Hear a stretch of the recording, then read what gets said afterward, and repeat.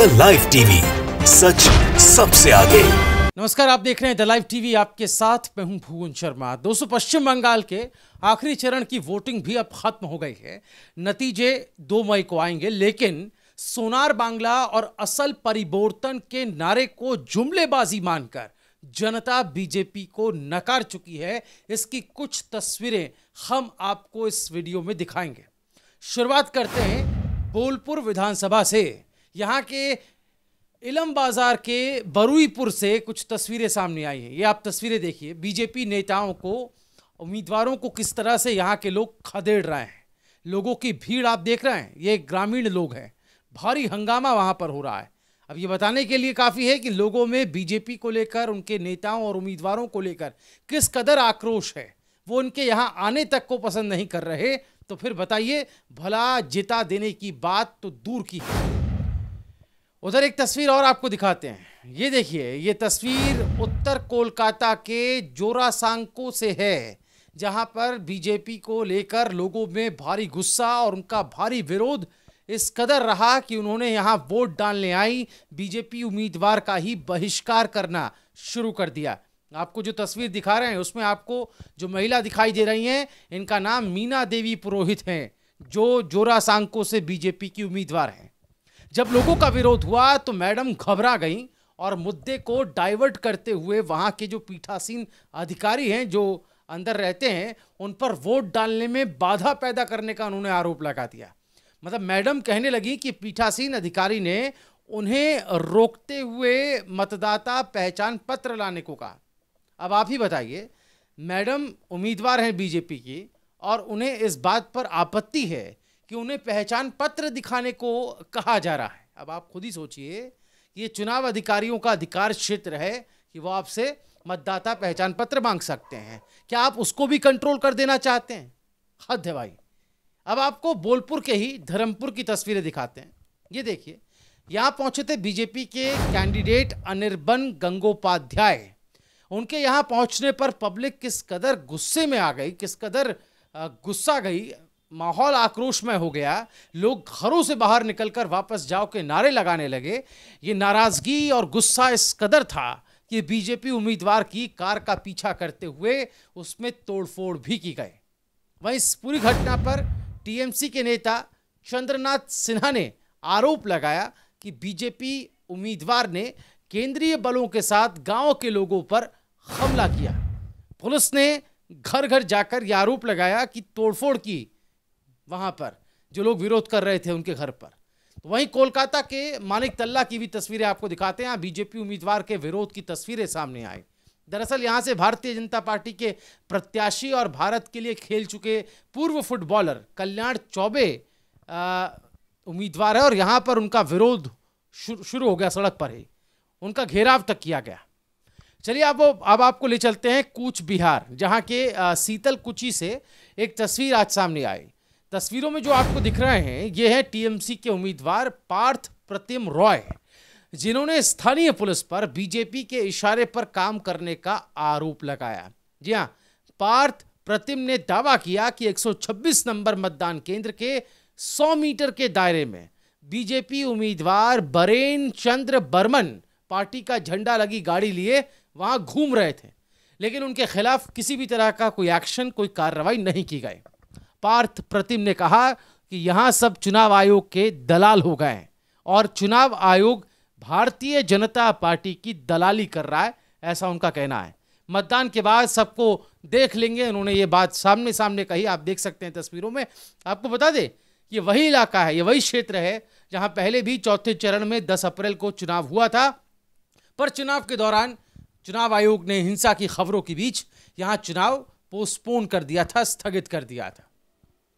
तो देखा आपने, अगर लोगों के इस मिजाज को जो अलग अलग जगहों से सामने आया, अगर इसी को नतीजा मान लिया जाए तो फिर बीजेपी 2 मई के जश्न की तैयारियों को कैंसिल कर दे भाई। लड्डुओं के जो ऑर्डर दिए हैं ना जश्न मनाने के लिए और बांटने के लिए, वो कैंसिल कर दे, क्योंकि जनता बदलाव तो चाहती है, लेकिन सरकार में नहीं बल्कि गिरती राजनीति के स्तर में बदलाव चाहती है। क्योंकि जिस तरह से चुनाव में, पश्चिम बंगाल के चुनाव में हिंदू मुस्लिम कर ध्रुवीकरण करने की कोशिश की गई, ये बात भी किसी से छिपी नहीं है। खुद प्रधान सेवक ये सब करने में पीछे नहीं रहे। ये 6 अप्रैल का वीडियो है, उनका भाषण है, आप इसे सुनिए पहले। कैसे मोदी ने हिंदू मुस्लिम करने की कोशिश की। ये कहा कि अगर मैं कहता कि सारे हिंदुओं एक हो जाओ तो इलेक्शन कमीशन का नोटिस मुझे आ जाता। पहले सुनिए इस बयान। अगर हमने कहा होता कि सारे हिंदू एकजुट हो जाओ, बीजेपी को वोट दो, तो दीदी ये इलेक्शन कमीशन हमें 8-10 नोटिस भेज देता। प्रधानमंत्री को भी नोटिस आती, अध्यक्ष को भी आती, उम्मीदवार को भी आती।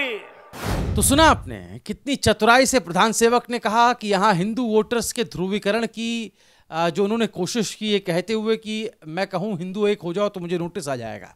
लेकिन इसका असर धरातल पर बिल्कुल भी वैसा नहीं हुआ जैसा बीजेपी के लोग चाहते थे। बजाय इसके ठीक उलट यहाँ के वोटर्स काफ़ी जागरूक हैं और वो जानते हैं कि कौन जो है उनके सरोकार की बात कर रहा है और कौन इधर उधर मुद्दों से भटकाने की कोशिश कर रहा है। इस आवाम का इन सब मुद्दों से कोई लेना देना नहीं, ये साफ हो चुका है। 8 चरणों के दौरान यहाँ के वोटर भी ये समझ चुके हैं कि कौन उनके सरोकारों से वास्ता रखता है और कौन सिर्फ किसी भी तरह से सत्ता हासिल करने की चाहत रखता है। दोस्तों आप खुद ही देखिए कैसे यहाँ पर भी प्रधान सेवक खुद व्यक्तिगत होकर, जी हाँ व्यक्तिगत होकर राजनीति की सारी मर्यादाओं को पार कर गए। जब वो कहते रहे दीदी ओ दीदी, मंच से कई बार उन्होंने ये बात कही, इसको लेकर उनकी काफी आलोचना हुई। ये एक बार नहीं कई बार कहा गया। मतलब कि राजनीति में आरोप प्रत्यारोप के लिए एक महिला के मान सम्मान को भी आप ताक पर रख देंगे। अब सोचिए प्रधान सेवक का यह आचरण था तो बाकी का क्या ही कहना। वही खबर यह आ रही कि 1 मई को पश्चिम बंगाल के मुख्यमंत्री ममता बनर्जी ने तृणमूल कांग्रेस उम्मीदवारों की एक बैठक बुलाई है। कई मीडिया रिपोर्ट्स और तृणमूल कांग्रेस जो है उसके अपने सूत्रों के माने तो टीएमसी के आंतरिक सर्वे में तृणमूल कांग्रेस के लिए कोई अच्छी खबर आती दिख रही है। अब तक किए गए सभी आंतरिक सर्वे के नतीजे पार्टी के पक्ष में आए हैं और टीएमसी इन जो रुझान है उसके हिसाब से एक बार फिर सत्ता में वापसी कर रही है। अब देखना यह है कि परिस्थितियां और नतीजे आखिर कितना मेल खाते हैं। लेकिन एक बात साफ है, जिस तरह की तस्वीरें आखिरी चरण के मतदान के दिन उभर कर आई हैं वो ये बता रही हैं कि बीजेपी में तिलमिलाहट है। इतनी जोर आजमाइश के बाद पूरी ब्रिगेड मैदान पे उतार दी। राष्ट्रीय प्रदेश नेतृत्व हर कोई पूरी तरह से लगा रहा किसी भी तरह ममता बनर्जी के खिलाफ प्रोपेगेंडा रचने में, इधर उधर के मुद्दों को शामिल करने में, फिर चाहे बात हिंदू मुस्लिम के तुष्टीकरण की हो। उत्तर प्रदेश के मुख्यमंत्री योगी आदित्यनाथ को यहाँ पर प्रचार के लिए उतार दिया गया, जो इधर उधर की कई बातें करते हुए नजर आए। मुद्दों को छोड़कर सारी अनर्गल बातों पर बीजेपी ने अपना प्रचार किया। लेकिन जनता का मिजाज हमने आपको इस वीडियो में दिखाया शुरुआत में कि किस तरह से ग्रामीण इलाकों में भी लोग समझ रहे हैं और जैसे ही बीजेपी के नेता उम्मीदवार उनको दिखते हैं तो वो गुस्से से आग बबूला हो जाते हैं और विरोध बढ़ता चला जाता है। वो बात अलग है कि इस विरोध को एक नैरेटिव देकर गोदी मीडिया सेट कर देता है बीजेपी वर्सेस तृणमूल या तृणमूल कांग्रेस की गुंडागर्दी के नाम से। लेकिन अब आप खुद समझदार हैं। आपकी इस वीडियो पर राय क्या है दोस्तों, कमेंट में हमें जरूर लिखें। पश्चिम बंगाल के 2 मई के आने वाले नतीजों को लेकर आपकी राय क्या है वो भी कमेंट में जरूर लिखें। एग्जिट पोल्स पर अब चर्चा होनी शुरू हो जाएगी। अब गोदी मीडिया तमाम एग्जिट पोल सामने रखकर एक रूपरेखा गढ़ने का काम करेगा।